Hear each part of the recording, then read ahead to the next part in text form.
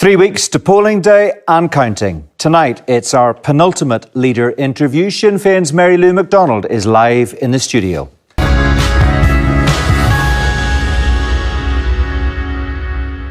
Hello, the DUP says Republicans would use an election victory to pursue a border poll, but Sinn Féin says its current focus is on the cost of living. What's going on?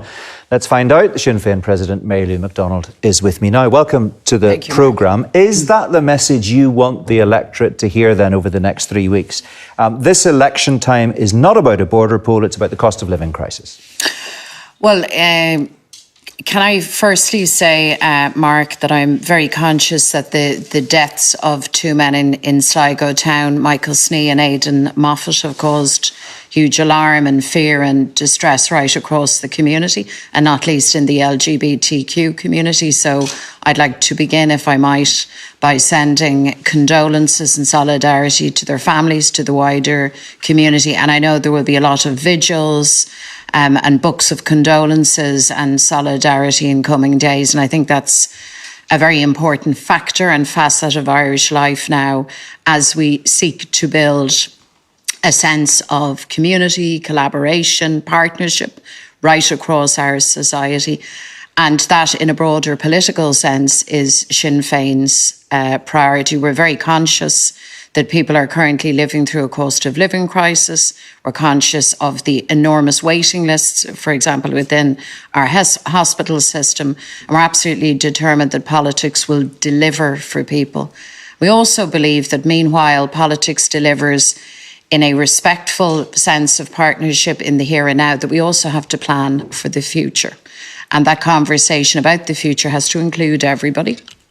And yes, that involves the prospect of constitutional change. But at its heart, the conversation is about how do we do things better? Okay, how do we make life better? So is a vote for Sinn people? Féin on May the 5th in the Assembly election here a vote to support your policy on waiting lists and on the cost of living crisis, or is it also an endorsement of your position on a border poll? It is all of the above. And, you know, the great thing is that human beings are capable of thinking about, planning for, in some cases, worrying about more than one thing at one time. So it is entirely not just possible, but necessary to deal with political realities in the here and now.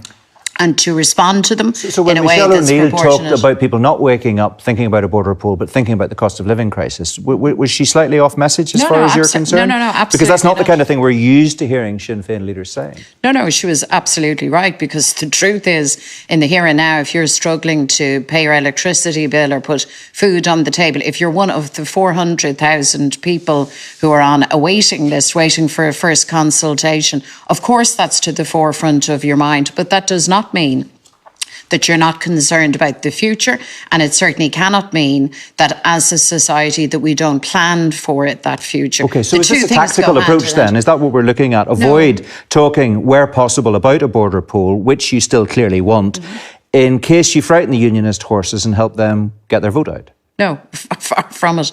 It's a recognition of the reality that we're... Because that's what the DUP thinks. Well, with all due respect, then the DUP are wrong. The facts are that we're dealing with an inflation spiral, the likes of which we haven't seen since the 1980s. The facts are that families, workers, communities are struggling, and politics has to deliver. You have to deliver in the here and now. And alongside that, you have to plan for the future. And let me repeat, the two things go hand in hand. The one complements the other.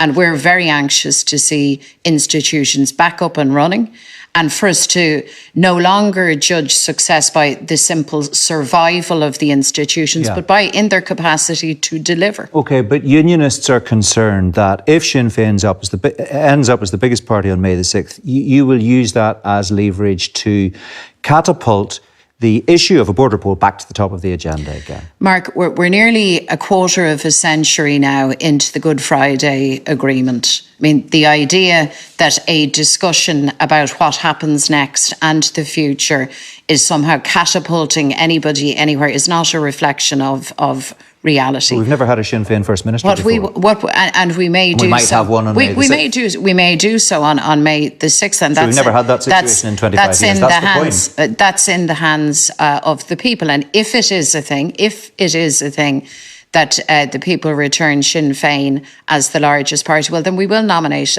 Michelle O'Neill as First Minister, and that will be a democratic verdict. But outside of that question, we have had these political arrangements now, as I say, for almost a quarter of a century.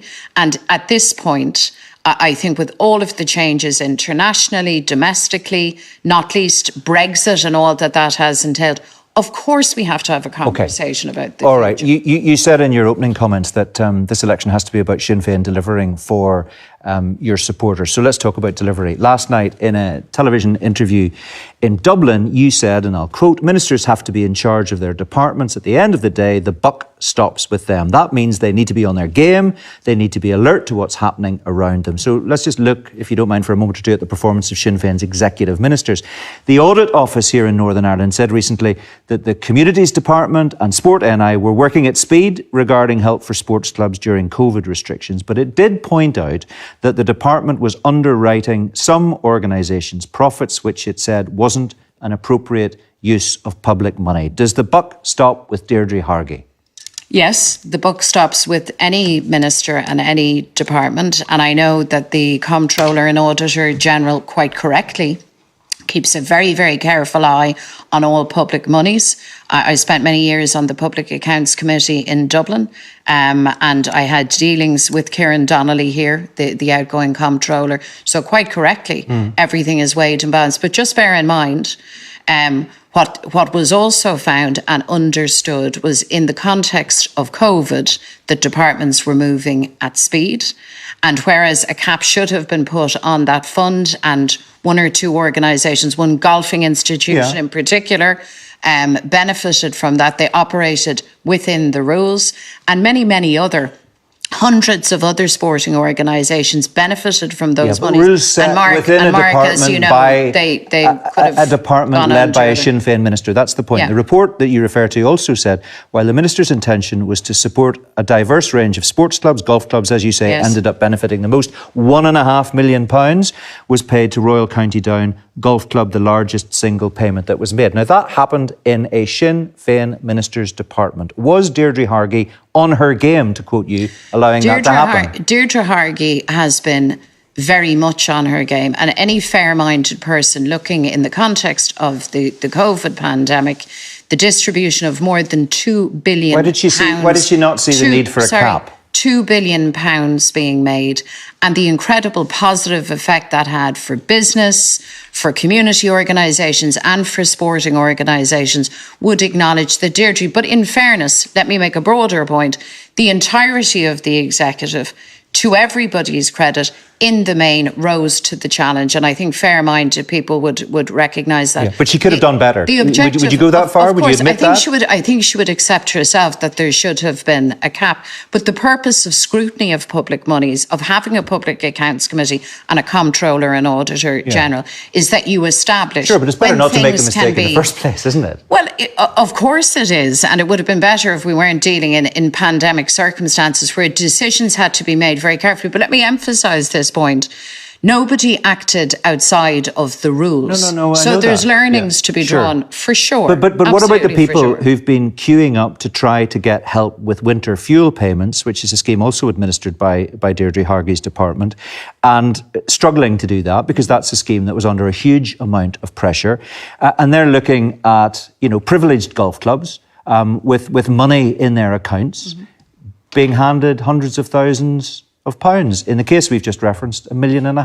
And they'll say, was Deirdre Hargey's department really acting in our interests? Well, I think anybody who's struggling, and I've met them not just in the course of the election campaign, but far, months before that, out and about, recognise that Deirdre Hargey, perhaps above and beyond any other minister in the executive, has acted in good faith and solidarity, particularly with families that were struggling. So I don't think that's a fair reflection of her work. Well, she set up a scheme. Let's talk about that scheme. The department set up a scheme offering emergency winter fuel fuel payments earlier in the year. It saw up to 300,000 people trying to access support from a scheme that could only process 330 applications per day. What kind of scheme was that?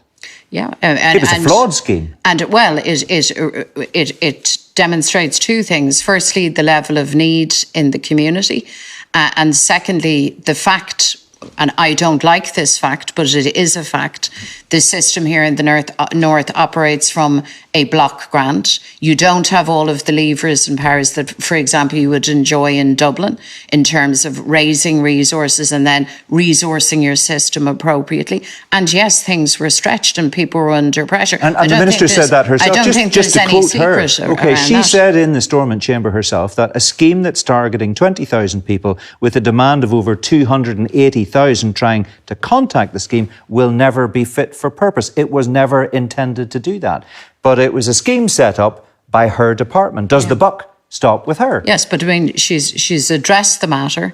She has acknowledged the matter that, of course, in her ministerial position, her primary concern and her primary goal has been to support families, particularly that are struggling. I don't think that's a matter of contention. So do you think Deirdre Hargey's performance is a good advert for Sinn Féin ministers delivering for the people? I think her performance has been a very, very strong one. Even when you reflect on what we've just been talking about for 5 minutes. I have said to you that schemes, the imperfections of the schemes, I have acknowledged, Deirdre has acknowledged. There's nobody denying that, and lessons have to be learned from that. Yeah. I've also said to you that happened at a moment of very great pressure, but above all else, and I can attest to this, out on the ground, amongst those citizens who most rely on a minister having a sense of connection with where people are at and the struggles that they're facing, nobody surpasses Deirdre Hargey. Well, do you think if you were one of the 300,000 people looking for support from that winter fuel payment scheme and you knew that 330 people were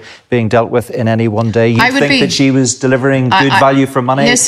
In the best possible way? If I was one of those families struggling, and there are many of them possibly watching this interview who are, I would be very, very frustrated at the fact that because we operate to a block grant and because resourcing has to follow that, I would be very eager to hear political leaders plan for the future and the means by which we get greater powers, slightly separate issue. Access, greater. Well, it's not separate. It's all very much connected. Well, let's talk about health. Let's move on, which is also connected and also something that your party has had some significant say in recent years. Your colleague, Sinead Ennis, has a big poster up in Newry.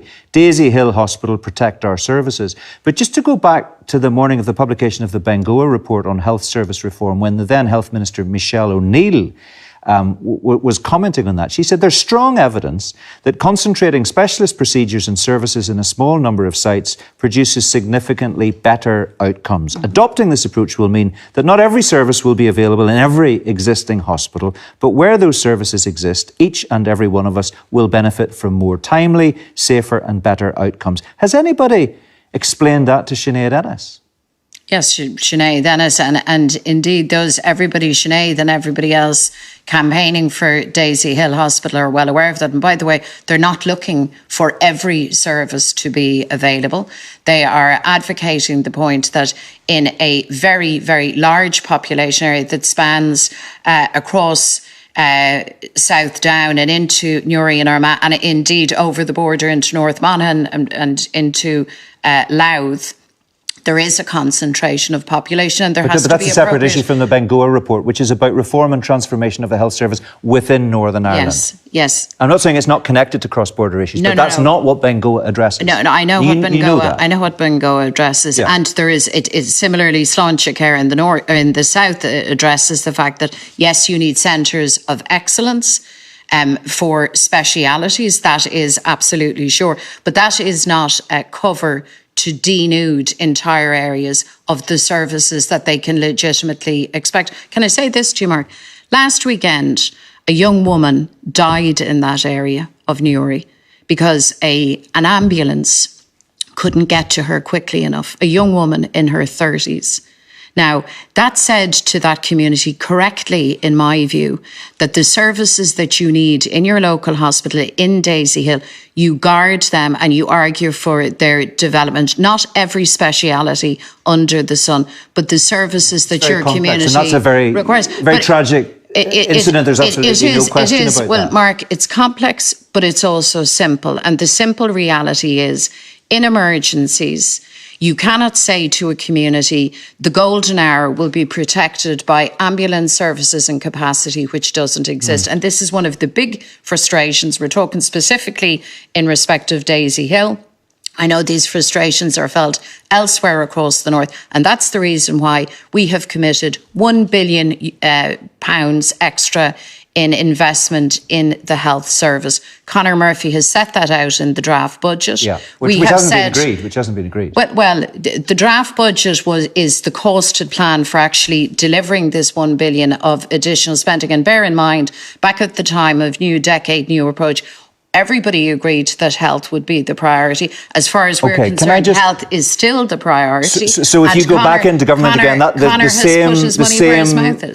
same demand will be made on the other government departments if you end up with finance again, if there is an executive after May the 5th, and you will want other departments to trim their sail to allow that extra money to go to health. Well, that's unchanged, is it? Yeah, well, I don't see that as a demand. No, I'm just asking. I'm just answering. Okay. 400,000 people are on waiting lists, waiting for their first consultation. That's nearly a third of the population on waiting lists. I've cited you that tragic incident last weekend. So either health is the priority or it's not. We had agreed that it was. We are sticking to that position, and Conor Murphy, to his credit as Finance Minister, put his money where his mouth was. All right, one last question on this. It affects the same area. At the end of February, plans to temporarily remove emergency general surgery from Daisy-Hill in the city of Newry came into effect. Services were consolidated at Craigavon Area Hospital to maintain safety of service. That was a decision taken by clinicians.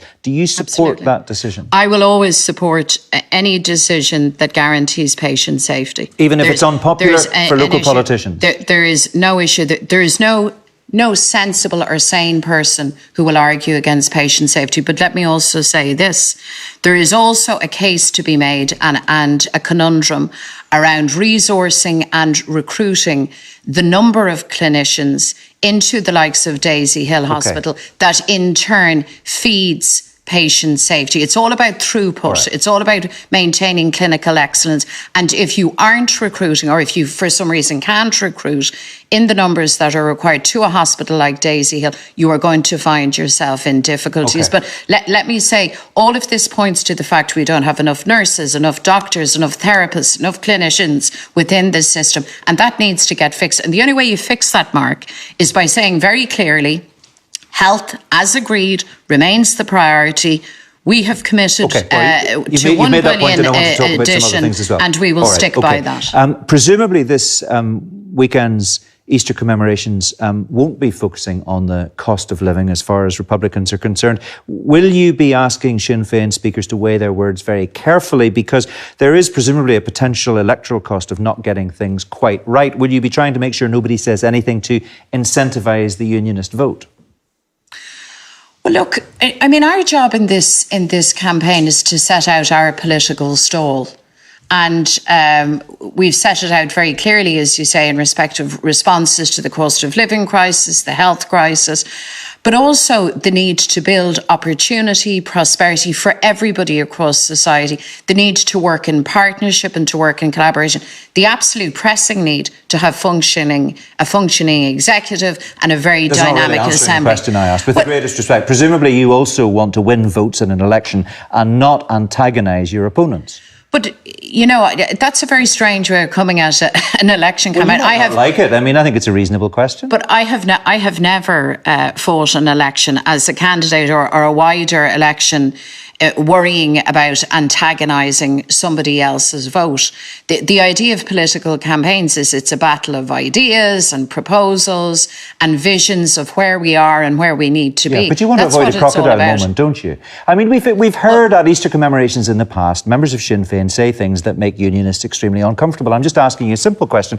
Will you be trying to stop that happening this weekend? Because we're only 3 weeks away from an election. It's that simple. Every Easter, we celebrate Easter. We reflect on the Easter proclamation, the inclusive proclamation that addressed itself to every Irish man, woman and child and set out a blueprint for an egalitarian, inclusive, fair and united society. That's what Easter is all about. And Easter for Republicans is a very special time. Yeah. And the focus will be on speaking to that Republican sentiment. And by the way, I think those sentiments travel well beyond the Republican heartlands and the Republican So let me give you an example. I've got okay. a few quotes in front of me. I'll pick one. Back in 2015, Jerry Kelly spoke at the Milltown commemoration in Belfast, and he said he wanted to pay tribute to the bravery, leadership and commitment of the IRA who fought in the streets of our towns and in the highways, byways and fields of our countryside. On a personal note, he said, I think I can speak for many thousands of Irish Republicans who came through the conflict when I say we are proud of our time as volunteers in the Irish Republican Army. Are we going to hear stuff like that this weekend? Well, you are going to hear a Republican vision and sentiment around the future of Ireland. And every Easter equally... Is that a yes or a no? Every Easter equally, remembrance is paid to volunteers that fought for Irish freedom, going way back, way before, by the way, Jerry Kelly's time. And that'll happen all across Ireland. Might be toned down this year in an effort not to offend unionists. Come here. The objective is never... The objective here is not to offend anybody. No, I'm asking you about an objective not to offend. Well, my objective will always be not to offend. I don't think any reasonable person sets out want to hear something like that this weekend. To offend. What I want to hear is the language of the future. This election is about the future. Okay. It is about society's capacity, not just simply to move on in a trite way, but to move to actually collectively envision let me how talk about things the future, can be. where we might have a Sinn Féin First Minister for the first time. The Financial Times reported recently the UK government is apparently interested in creating joint First Minister positions at Stormont as part of a review of devolution. So over the past few years, Sinn Féin has consistently referred to your colleague Michelle O'Neill as the joint First Minister. Back in 2015, Martin McGuinness formally suggested the job titles should both be changed to joint First Minister, formally changed to that. Has your position changed on that? Perhaps because polls suggest you could be on course to take that job. So Martin didn't get a very positive response to his proposal at that time. The office is a joint office. That's the legal reality. Would you like to see the titles changed to reflect that? That is the legal reality of it. I tell you what I would like to see. I would like to see proof positive that everybody involved is up for power sharing. I would like to see political unionism, all of it, demonstrate in word and deed that they are up for power sharing. Do you think you could help unionism, who are, maybe a bit spooked by the way things are going at the moment? Could you help unionism to make that commitment by saying, if you do, we will reflect the joint authority of those positions by changing the names to joint First Minister? Mark, what I will do and what I have consistently said to unionist colleagues is that we need to demonstrate that what we have will actually be implemented. Okay. The job at the minute... Do you support Martin McGuinness's proposals from 2015 to formally change the job titles? That's a straight yes or no. No, I'm not proposing that we change the job titles. So the position of Sinn Féin has changed? Well, Martin made the proposal at the time, and at the time... And it's not your position tonight? Well, here's the position. The objective position is this, is that we need to ensure that what we have agreed actually can get implemented at the executive means. Even though Sinn Féin has consistently in the last mandate referred to Michelle O'Neill as joint First Minister, you don't now formally want to change it. And listen, I have no objection whatsoever in anybody at any stage reflecting the jointry of the office. Okay, you don't think that's hypocritical? But no. I tell you what might be construed as very hypocritical. For 24 years, Sinn Féin has served or thereabout, has served in a joint office. Now, the question is, can political unions and can the DUP actually similarly serve? And that's a democratic test for them. All right, okay. And we'll maybe get an answer to that in a fortnight. I hope they win. If the DUP is sitting in the seat that you're sitting in tonight. We need to leave it there. We're out of time. Lou McDonald, appreciate your time. Thank you very much indeed.